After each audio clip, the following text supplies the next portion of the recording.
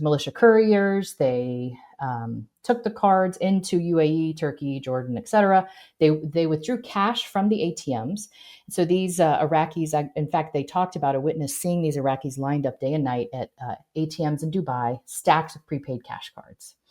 And then in other countries, they saw, again, fake purchases in return for a kickback. So somebody goes in to buy a purse. Again, I'm using air quotes if you're not watching the video. They go in to buy a purse or buy a diamond necklace, and there is no diamond necklace, there is no purse, but that value is sent to that business owner via the card rails.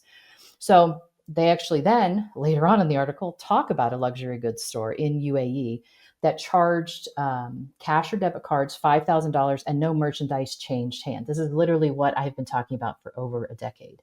So while the article keeps calling them scammers and things like that, and they talked about people having handheld machines, this is really something that happens, I think, on the regular. Nobody ever talks about it.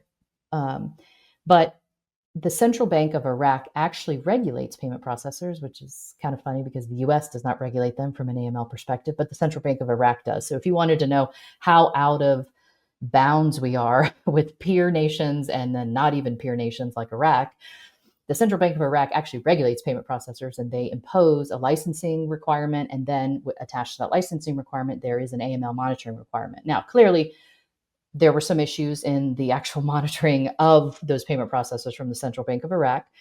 So while regulations are good, it's only as good as the enforcers of those regulations.